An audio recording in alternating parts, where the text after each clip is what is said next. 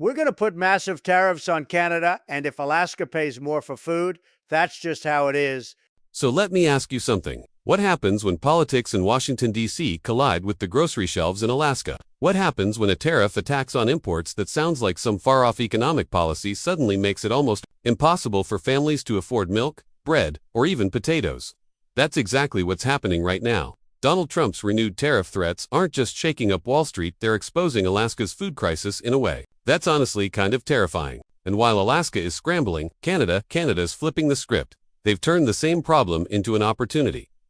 Living in one of the most remote and rugged parts of America, where survival has always meant adapting to long winters, unpredictable weather, and a reliance on outside supply chains. That's the reality for hundreds of thousands of Alaskans. Now picture this: a single political decision, thousands of miles away in Washington, D.C., has the potential to shake the very foundation of Alaska's food security. That's exactly what's happening as former President Donald Trump doubles down on his threats to impose sweeping tariffs, a move that could send shockwaves through grocery aisles in Alaska and reveal just how fragile the state's food system really is. And here's the twist: while Alaska scrambles to figure out how to keep shelves stocked, Canada has already flipped the script, turning what could have been a disaster into an opportunity. At first glance, tariffs might sound like just another political talking point, a way to protect American jobs or pressure trading partners into better deals. But when you dig deeper, you realize these economic weapons can have very real, very immediate consequences for ordinary people. In Alaska, where nearly everything from fresh produce to dairy products is shipped in from the lower 48 or imported from Canada, tariffs don't just mean a few extra cents at checkout.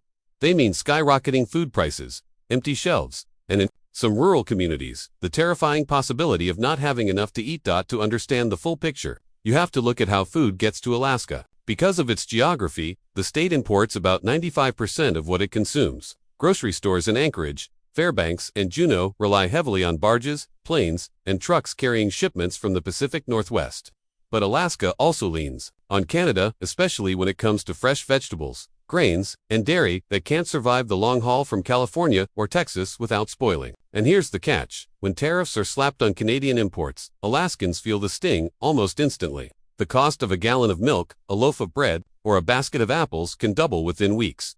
For many families in the lower 48, tariffs might be a political inconvenience, a few dollars more on certain goods. For Alaska, they can mean the difference between food security and crisis.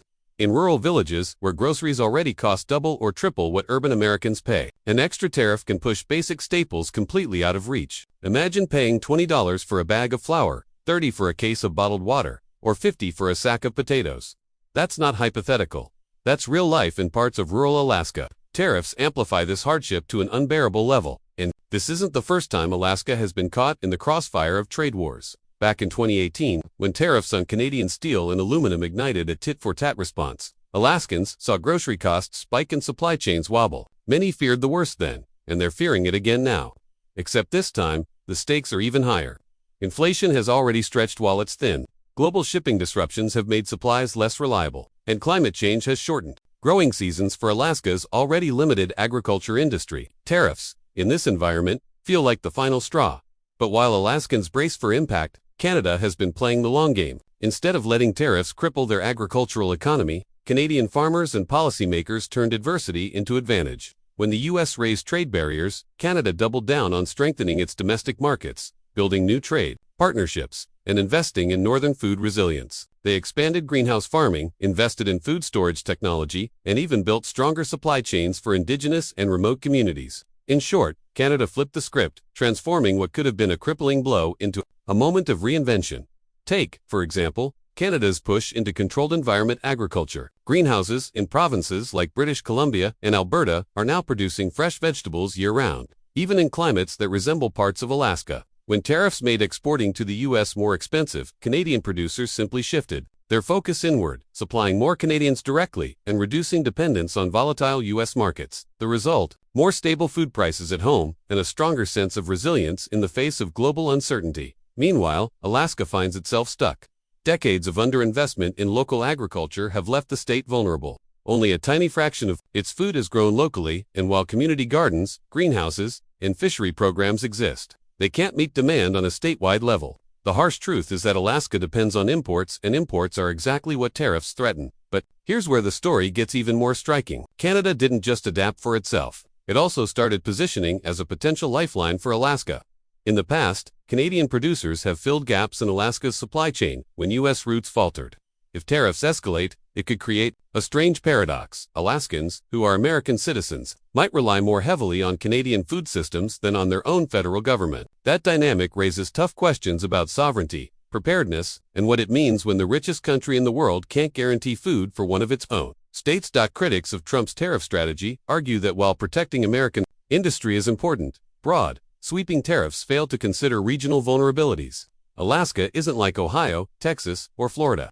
It can't simply shift to local suppliers or truck goods in from the next state over. It is geographically isolated, heavily dependent on imports, and uniquely exposed to international trade tensions. Yet national policy rarely makes exceptions for those realities, and that leaves Alaskans paying the price. Literally, the situation is especially concerning for indigenous communities in rural Alaska. Many of these villages already face chronic food insecurity, relying on subsistence hunting and fishing to fill the gaps left by prohibitively expensive groceries. But harvests have been under pressure too, thanks to climate change and shifting wildlife patterns. Tariffs on imported goods don't just raise prices. They remove the already limited safety net.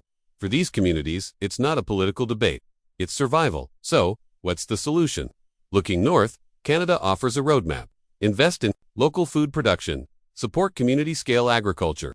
Build infrastructure for storage, shipping, and distribution in remote areas. And perhaps, most importantly, treat food security as a national security issue because that's what it is. Alaska isn't just America's last frontier. It's also strategically vital, bordering the Arctic and sitting on the front line of global competition with Russia and China. A state that can't feed itself is a state left vulnerable. The irony here is that tariffs meant to make America stronger could end up weakening one of its most strategically important states. And while Canada builds resilience, Alaska risks falling further behind, caught between political games in Washington and the harsh realities of geography.